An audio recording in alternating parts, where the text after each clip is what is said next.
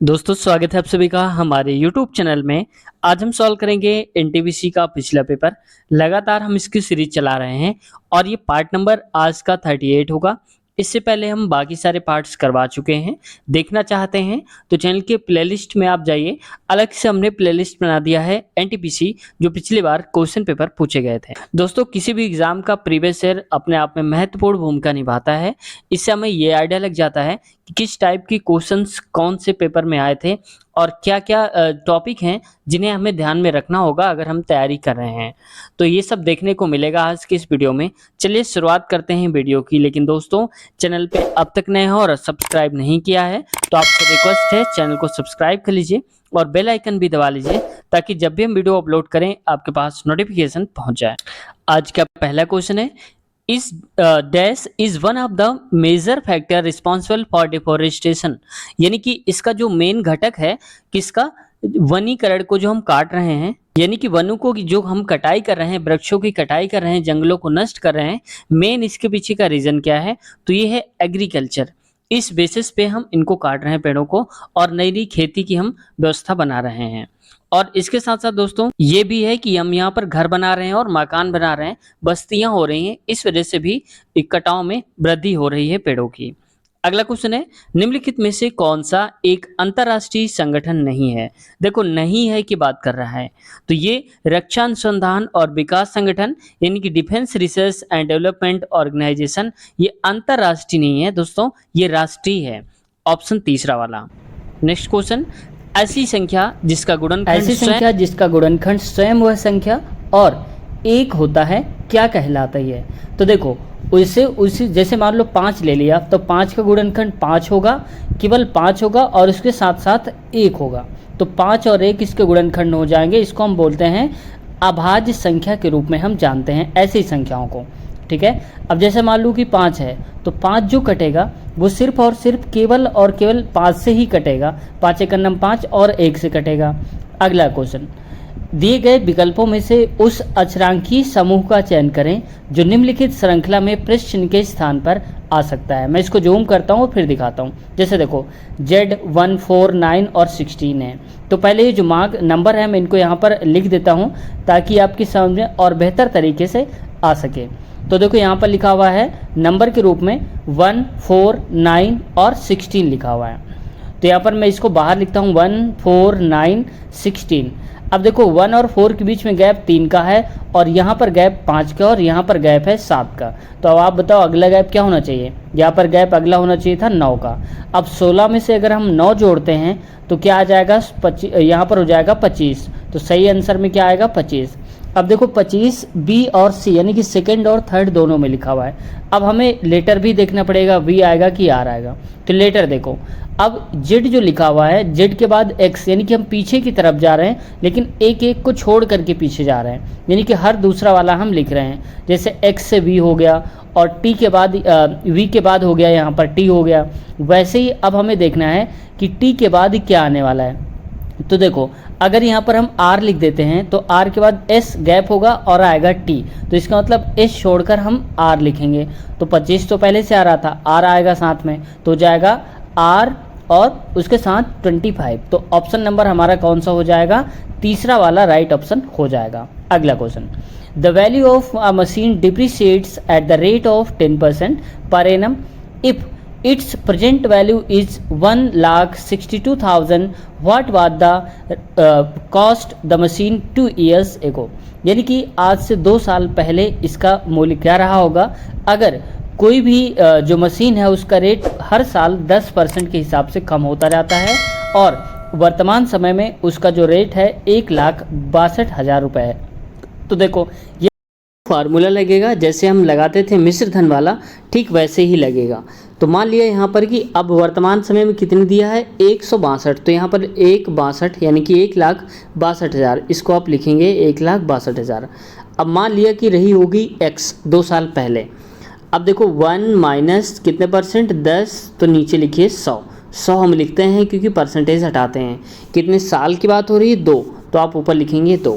यहाँ पर आएगा 162 और यहाँ पर 000, या ऐसे कर दो आप इसको हटा के, यहाँ पर इक्वल x इंटू, अब देखो 0 से 0 कटेगा तो 10 में से 1 गया तो 9, क्योंकि 10 गुणे 1 10 और माइनस 1 यानी कि 9, तो 9/10 गुणे में 9/10 हो जाएगा। अब देखो यहाँ से 9 से काटिए इसको, 9 एकम 9 7 72 हो जाएगा, तो 9 8 72, ठीक है, 000 आएगा। अब फिर इस 9 से काट दीजिए, 9 दूनी 18 यानी कि 3 0, बराबर में बचेगा x गुणे 1/100। 100 क्यों? क्योंकि यहाँ पर 0 0 2 रहेंगे, ये 0 ये 0। अब इसको इधर करिए तो ये हो जाएगा, मैं इसको यहाँ पर लिख दे रहा हूँ, तो x बराबर आ जाएगा 2 और कितने 0, 3 तो 0 ये हैं, 1 2 3, 2 0 और बढ़ा दो तो 2 0 और बढ़ा दिया हमने, तो हो गया इकाई, दहाई, सैकड़ा, हज़ार, 10,000, लाख, यानी कि 2 लाख रुपए रहा होगा। ऑप्शन नंबर पहला वाला करेक्ट है। नेक्स्ट क्वेश्चन है, पक्षियों के अध्ययन को क्या कहा जाता है? तो ये कहते हैं दोस्तों ऑर्निथोलॉजी, याद रखना क्योंकि कई बार पूछा जा चुका है। पक्षी विज्ञान भी ऐसे ही बोलते हैं, तो इनको याद रखना। अगला देखो, किसी समबाहु त्रिभुज की प्रत्येक भुजा की लंबाई 2 और √3 सेंटीमीटर है, तो इस त्रिभुज का क्षेत्रफल कितना होगा? तो देखो समबाहु त्रिभुज है, समबाहु त्रिभुज का मतलब जिसकी तीनों भुजाएं क्या हों, बराबर होती हैं, उसको समबाहु बोलते हैं। तो इसका एरिया यानी कि भुजा की जो लंबाई है वो तो देख रखा है 2√3 में और यहाँ पर 4, ये दे के रखा है। अब हमें एरिया निकालना है, तो एरिया इक्वल होता है √3/4 और भुजा मान लिया x, तो x² हो जाएगा। तो यहाँ पर करिए √3/4 गुणे में ये हो जाएगा 2, और देखो स्क्वायर करना है तो 2 का स्क्वायर हो जाएगा, और ये √3 की पावर 4 है, तो √3 को हटाएंगे अगर तो हम लिखेंगे 3 की पावर, इसको मैं और सही से लिखता हूँ, ये हो जाएगा यहाँ पर स्क्वायर इंटू में 3 की पावर 1/2, और हम स्क्वायर कर रहे हैं यहाँ पर, तो स्क्वायर करने पर आ जाएगा 2, तो इससे ये कट जाएगा, तो ये बचेगा पावर 1/2। तो लिखेंगे इसको √3/4 गुणे में 4 और गुणे में √3। √3 क्यों? क्योंकि किसी भी नंबर की पावर 1/2 होती तो उसको रूट लिखते हैं, इससे ये कट गया, ठीक है, 4 से 4। तो अब हमारे पास बचा क्या, √3 इंटू में √3 बराबर में 3 इंटू 3, माफ़ कीजिएगा यहाँ पर आएगा 3 इंटू 3, ये हो जाएगा 3 कि रूट हट जाता है, तो केवल तीसरा आएगा, यानी कि ऑप्शन नंबर तीसरा 3 सेंटीमीटर स्क्वायर राइट ऑप्शन हमारा हो जाएगा। अगला है, निम्नलिखित में से कौन सा शहर द गोल्डन ट्रायंगल नामक पर्यटन परियोजना का हिस्सा नहीं है?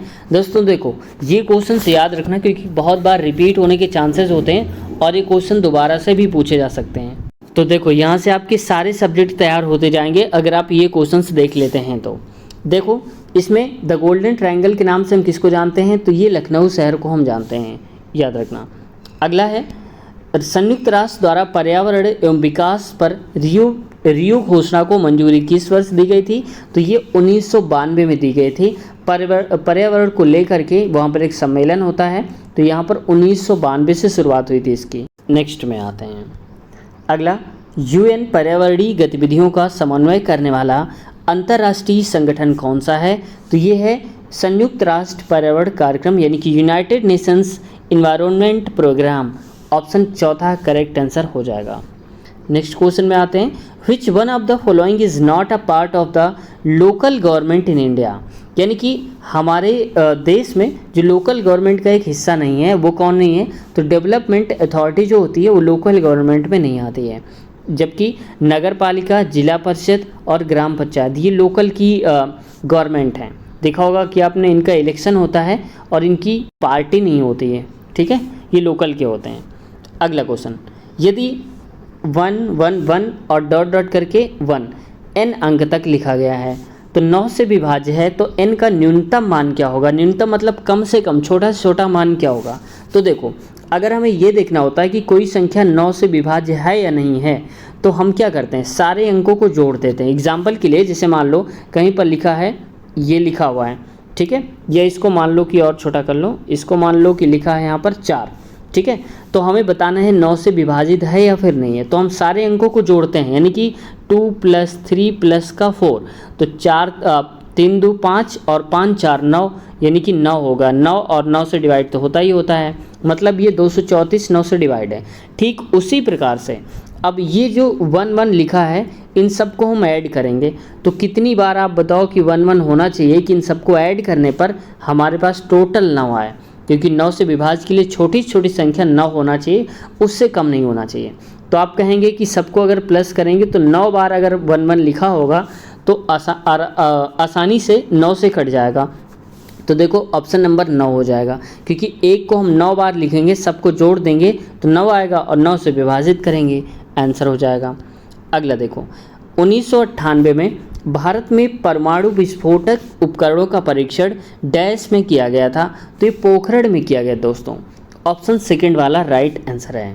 अगला, दिए गए विकल्पों में से उस संख्या का चयन करें जिसका तीसरी संख्या से वही संबंध है जो दूसरी संख्या का पहली वाली से है। तो देखो इसको ऐसे करता हूँ, अब ध्यान से देखो, आप यहाँ पर 3 लिखा है तो इस 3 का आप क्यूब करिए और प्लस का 1 कर दीजिए। जैसे 3 त्रिका 9 त्रिया 27 और प्लस का 1 बराबर में आ गया 28। तो देखो 3 को हमने 28 इस प्रकार से लिखा है। ठीक वैसे ही 9 है तो 9 को आप 3 बार गुणा करिए, क्योंकि 9 का क्यूब है तो 3 बार करना पड़ेगा। 9 9 81 और ये हो जाएगा 81। तो 81 और गुणे में 9, तो 9 1 कम 9, 9 8 72, 729 प्लस 1 करना होता है क्योंकि इसमें भी किया है, तो 729 प्लस 1 होता है 730। तो सही उत्तर चौथा वाला हमारा हो जाएगा। समझ गए होंगे आप। अगला क्वेश्चन देखो, 110 मीटर स्क्वायर क्षेत्रफल वाले एक आयताकार सोलर पैनल की लंबाई उसकी चौड़ाई से 10% अधिक है, उसकी चौड़ाई ज्ञात करना है।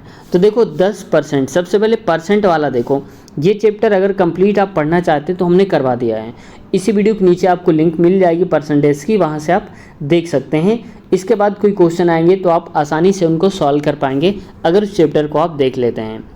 तो देखो 10% है, 10% को हम क्या लिख सकते हैं, 10 है और परसेंट हटाएंगे नीचे 100 आएगा, 0 0 कट गया, मतलब 1/10। तो अगर कह रहा है पैनल की जो लंबाई है उसकी चौड़ाई से 10 ज़्यादा है, तो अगर इसको हम मान लेते हैं चौड़ाई मतलब ब्रेथ और ये 1 ज़्यादा है, तो देखो 10 अगर ये है तो 1 ज़्यादा इससे कितना होगा, 11 होगा, 11/10 यानी कि ब्रेथ हो जाएगी 10 और लेंथ यानी कि लंबाई हो जाएगी 11। समझ गए आप।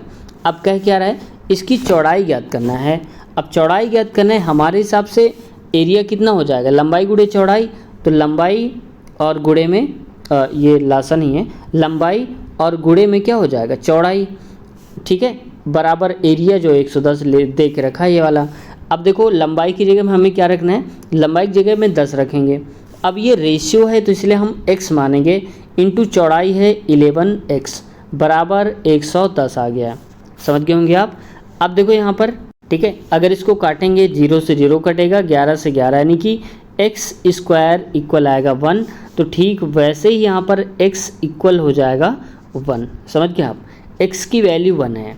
अब देखो यहाँ पर चौड़ाई पूछी थी, चौड़ाई यानी कि ब्रेथ, और ब्रेथ हमने क्या मानी थी 10 मानी थी, और x की वैल्यू भी 1 है, तो 10x माना था। यहाँ पर देखो 10x था, तो 10x की वैल्यू क्या हो जाएगी, 10 गुणे 1 बराबर 10 आ जाएगा। सही उत्तर ऑप्शन नंबर दूसरा वाला हो जाएगा। अगला क्वेश्चन, पाचन तंत्र के चरणों का निम्नलिखित में से कौन सा अनुक्रम सही है, यानी कि उनका एक सीरियल बताना है कि सबसे पहले क्या होता है फिर उसके बाद क्या प्रोसेस होता है, ऐसे करके। तो देखो सबसे पहले अगर हम पाचन तंत्र की बात कर रहे हैं तो अंतर्ग्रहण करते हैं, यानी कि सबसे पहले हम खाते हैं, निगलते हैं उसको। इसके बाद पाचन होता है, पाचन होने के बाद अवशोषण यानी कि एब्जॉर्प्शन होता है, जो हमारे पास प्रोटीन वसा या जो भी होगा उसको आंत द्वारा सोख लिया जाता है। इसके बाद जो भी बचा हुआ वेस्ट मटेरियल होता है उसको हम उत्सर्जन कर देते हैं, यानी कि बाहर निकाल देते हैं वेस्ट को। तो बस यही प्रोसेस होता है, पहला खाने का अंतर्ग्रहण, फिर पचाने का, फिर अवशोषण करने का और फिर उत्सर्जन करने का। ऑप्शन चौथा वाला राइट है। नेक्स्ट देखो, दिए गए विकल्पों में से कौन सी संख्या निम्नलिखित श्रेणी से संबंधित नहीं है। देखते हैं कौन सा संबंधित नहीं है। देखो ये लिखा है 4, 4 का दोगुना अगर आप करेंगे तो मैं यहाँ पर इसको पहले लिख देता हूँ, 4 7 13 और 26 49 97। ठीक है। अब देखो 4 का दोगुना करेंगे तो आएगा 8 गुणे 2 माइनस 1, 8 का में घटा दीजिए 7, 7 का दोगुना करेंगे तो 7 दूनी 14, 1 घटाइए तो 13, यानी कि 13 करके मतलब डबल करके -1 कर रहे हैं। तो 13 दूनी 26 होता है और -1 करेंगे तो आएगा 25। यहाँ पर लिखा है 26, यही गलत कर दिया है, गलत ही हमें बताना था। तो यहाँ पर 26 नहीं होना चाहिए, यहाँ पर होना चाहिए 25। क्यों? क्योंकि देखो 25 का दोगुना करेंगे 50 आएगा, 50 में से 1 हटाएंगे तो 49 आएगा। फिर वैसे 49 का दोगुना होगा 98, 98 में से 1 हटाएंगे 97। तो सिर्फ 26 वाला ही गलत है, ऑप्शन नंबर तीसरा करेक्ट है। नेक्स्ट, बिहार का चंपारण महात्मा गांधी द्वारा वर्ष में शुरू किए गए सत्याग्रह का साक्षी बना था। तो चंपारण जो शुरू हुआ था, चंपारण आंदोलन महात्मा गांधी ने शुरू करा था 1917 में। ठीक है, आगे बढ़ते हैं। दोस्तों, आप लोगों से रिक्वेस्ट रहती है कि आप लोग चैनल को सब्सक्राइब नहीं करते हैं, कृपया सब्सक्राइब कर लीजिए करें, क्योंकि इस छोटे से चैनल को जब आप सब्सक्राइब करते हैं तो बहुत बड़ा मोटिवेशन मिलता है कि हमारे साथ कोई है और वीडियोस को देख रहा है, तो और भी मोटिवेशन मिलता है नई नई वीडियोस बनाने के लिए। तो उम्मीद है चैनल अब तक सब्सक्राइब नहीं किया तो सब्सक्राइब जरूर कर लिया होगा। चलिए देखते हैं इस क्वेश्चन को। उस वृत्त के व्यास की माप ज्ञात कीजिए जिसकी परिधि 2.28 सेंटीमीटर है। ठीक है, अब देखो यहाँ पर वृत्त की बात हो रही है, तो मैं इसको बना देता हूँ। पहले मान लो जैसे वृत्त बना हुआ है, अब परिधि दिया है, परिधि का मतलब ये पूरा का पूरा एरिया दे के रखा है, कितना है 8.8 सेंटीमीटर। तो हमारे पास फार्मूला होता है वृत्त की परिधि बराबर होता है 2πr, बराबर में परिधि क्या है 8.8। इसको पाई को 22/7 लिख सकते हैं और r को आप r लिख दो, 2 को नीचे बैठ दो, यानी कि 8.8/2 होता है। ठीक है, अब इससे इसको आप हटा दो, इस पॉइंट काट के 0 भेज दिया। इससे क्यों किया हमने? क्योंकि ये 22 से कट जाएगा, ये 22 हो जाएगा, 2 बार में जाएगा, नहीं ये जाएगा यहाँ पर 4 बार में। ठीक है, तो ये 4 बार में कटेगा और 4 एकम 4, 4 पंचे 20, यानी कि r/7 बराबर 1/5 इतना आएगा। और ये हो जाएगा, अगर r की वैल्यू निकालेंगे तो r बराबर 7/5 हो जाएगा। मतलब देखो r बराबर 7/5, तो 5 एकम 5, 2 बचेगा, ये 20 हो जाएगा और 5 चौक 20, यानी कि 1 पॉइंट यहाँ पर आ जाएगा 4। r की वैल्यू आएगी 1.4। अब ध्यान देना है, यहाँ पर पहले ही ऑप्शन में 1.4 दिया है जो कि गलत है। क्यों? क्योंकि यहाँ पर व्यास पूछा है, तो व्यास मतलब इसका डबल होता है। 4 दूनी 8 और 2, यानी कि 2.8 सही उत्तर होगा। कंफ्यूज नहीं हो जाना, क्योंकि जल्दबाजी में हम क्या करते हैं, जैसे हमारा पहला आंसर आया हम पहले ही टिक करके भाग जाते हैं। तो देखो कितना स्मार्ट तरीके से उन्होंने क्वेश्चन को बनाया हुआ है। अगला क्वेश्चन देखते हैं। नेक्स्ट है, government of India has introduced Beti Bachao Beti Padhao a programme to address the issue of, यानी कि किस समस्या को दृष्टिगत रखते हुए सरकार ने चलाया है बेटी बचाओ बेटी पढ़ाओ। ये decline in girls child sex ratio, यानी कि जब ये देखा गया था यहाँ पर बच्चों यानी कि लड़कों और लड़कियों के बीच काफ़ी अंतर है, उनके बीच का काफ़ी अंतर है। जैसे मान लो अगर 100 लड़के हैं तो लड़कियां सिर्फ 90 ही, तो इस वजह से ये भी 100 हो सकें, इनका गैप फिल करने के लिए अभियान चलाया गया बेटी बचाओ बेटी पढ़ाओ। तो decline in girls child sex ratio, ताकि दोनों का रेशियो बराबर हो सके। ऑप्शन तीसरा करेक्ट आंसर है। नेक्स्ट, मोहन कमलेश से दोगुना कुशल है और वे एक साथ मिलकर एक कार्य को 22 दिन में पूरा करते हैं। मोहन अकेले इस कार्य को कितने दिन में पूरा करेगा? देखो, मोहन और कमलेश से दोगुना कुशल है। मान लो कि मोहन है और ये है कमलेश, तो अगर कमलेश एक काम करेगा तो ये काम करेगा 2, यानी कि कमलेश की क्षमता 1 है तो मोहन की क्षमता 2 है। ठीक है, अब दोनों ही मिल जाते हैं, यानी कि 2 और 1 3, 3 के हिसाब से अगर ये काम करते हैं एक दिन में 3 काम, तो 22 दिन में हो जाता है। टोटल काम कितना हुआ? 66, क्योंकि दोनों का गुणा कराएंगे। काम हमारे पास टोटल 66 है। कह रहा है मोहन अकेले इस कार्य को कितने दिन में कर पाएगा, तो मोहन की क्षमता कितनी है 2, एक दिन में 2 करके काम करेगा, तो 2 3 या 6, 2 3 या 6, यानी कि 33 दिन में इस पूरे काम को कर डालेगा। यही पूछा था, तो ऑप्शन सेकंड वाला करेक्ट आंसर है। अगला क्वेश्चन, भारतीय संसद के प्रत्येक सदन को बुलाने और स्थगित करने का अधिकार किसे प्राप्त है? तो ये राष्ट्रपति को है दोस्तों। तो संसद को राष्ट्रपति क्या कर सकता है? प्रत्येक सदन को बुला सकता है और उसको स्थगित भी कर सकता है। तो ऑप्शन चौथा करेक्ट आंसर। अगला है, निम्नलिखित में से कौन सा कंप्यूटर का एक हार्डवेयर घटक नहीं है? तो हार्डवेयर में मेमोरी नहीं आती है दोस्तों, क्योंकि कीबोर्ड को हम छू सकते हैं, देख सकते हैं, महसूस कर सकते हैं, और प्रिंटर को भी ठीक वैसे और माउस को भी, लेकिन मेमोरी जो है उनको नहीं छू सकते। जैसे मान लो मेमोरी है आपकी, मेमोरी में या मोबाइल की जिस पे आप देख रहे होंगे, इसी मेमोरी पड़ी है मोबाइल में, और उसमें मान लो कि बहुत सारी चीज़ें हैं हम देख सकते हैं जैसे, लेकिन फील कर सकते हैं लेकिन उनको टच नहीं कर सकते हैं। और हार्डवेयर का मतलब जिन्हें छू सकें, देख सकें। तो देखो जैसे मान लो इस मेमोरी के अंदर गाना भरा हुआ है, तो उस गाने को बाहर निकाल के आप छू नहीं सकते हाथ से कि गाना को छू रहे हैं, ठीक है, तो ये गलत हो जाएगा। तो मेमोरी ही है केवल सही उत्तर, ऑप्शन दूसरा वाला। अगला क्वेश्चन, निम्नलिखित में से कौन सा दर्रा पश्चिमी घाट के शिखर पर स्थित है? तो पश्चिमी घाट की तरफ अगर आप जाएंगे यहाँ पर, तो कौन सा दर्रा स्थित है?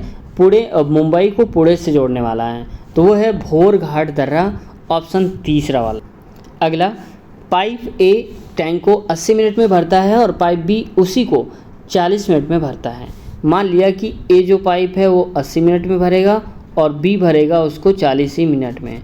यहाँ से एक बात समझ में आई कि जो ज़्यादा समय तक भर रहा है इसका मतलब वो कम स्पीड से काम कर रहा है, जो जल्दी भर देगा वो जल्दी जल्दी काम करेगा, तो ये हो जाएगा। यदि ए और बी दोनों को एक साथ खोला जाए तो टैंक भरने में कितना समय मिनट लगेगा? तो देखो यहाँ पर ये मिनट में वैल्यू दे के रखिए, याद रखना।